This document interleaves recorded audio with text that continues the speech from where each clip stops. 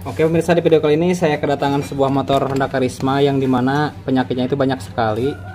Tadi kita udah bongkar kupling karena kuplingnya selip, itu dia sebabkan karena kering oli alias pistonnya diganti ya, habis quarter.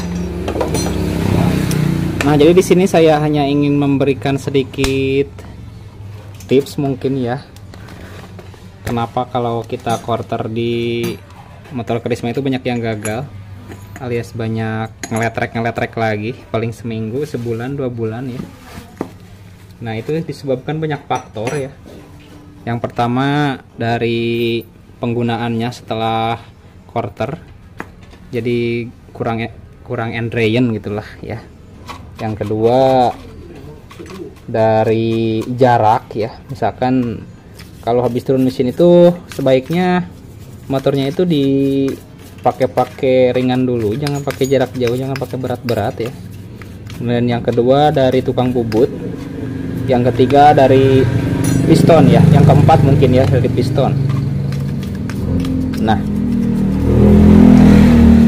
sebenarnya piston yang lokal ataupun yang original kalau untuk bunyi ngeletrek itu gak terlalu berpengaruh ya, jadi tergantung si tukang bubutnya gitu kan. Tapi kalau untuk keawetan dan untuk power dan untuk tenaga ya sangat berpengaruh ya untuk pistonnya itu.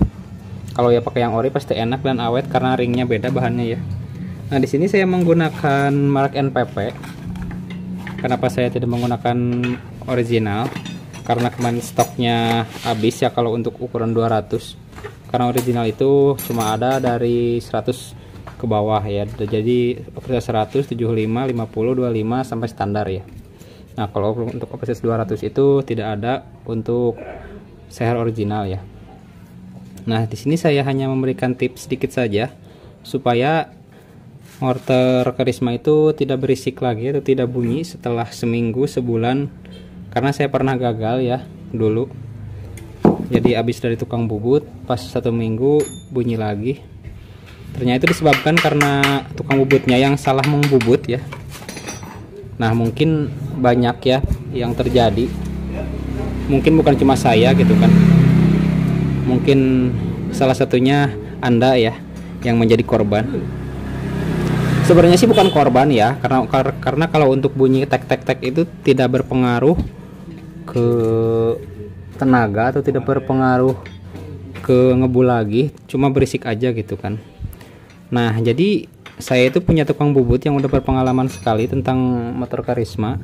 Karena kalau motor Karisma itu beda dengan Supra, Mio, Pega, itu beda ya. Jadi ada cara khusus gitu kan.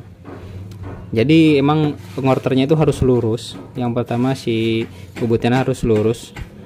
Jadi kalau sebagian orang kan yang bubut itu dari bawah besar, dari ke atas kecil katanya gitu kan, padahal sebenarnya itu harus lurus ya. Jadi tidak boleh ada kemiringan sedikit pun, harus pasti ya, harus presisi. Nah yang kedua sih dari pistonnya ini kan ada kayak untuk oli ya, ini ada jalur oli nih, ini harus dibuang ya pakai amplas.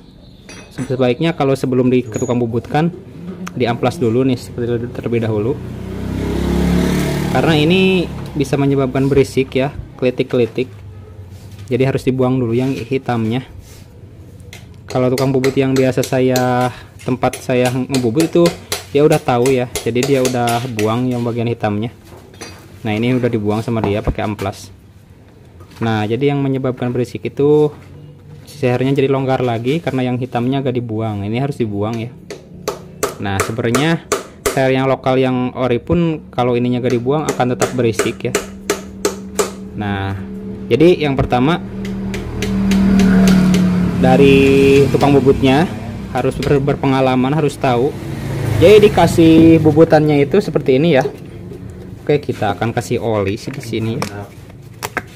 Nah kita akan kasih oli seperti ini nih ya.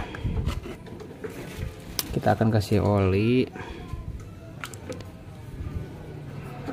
lalu kita innya di atas, innya di atas ya seperti ini.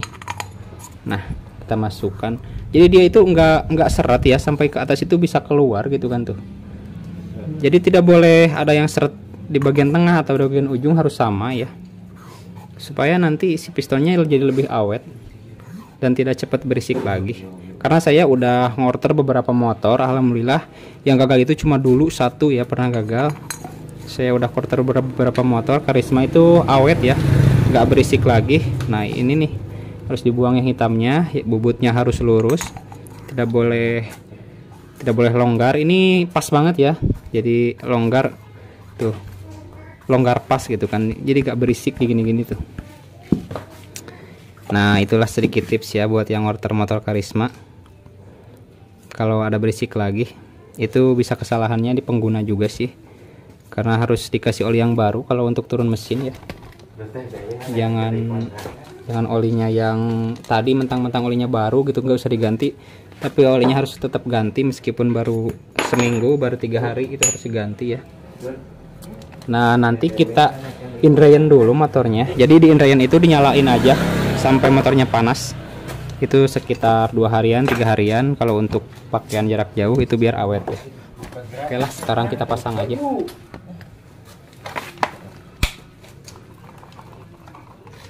Dengan naon?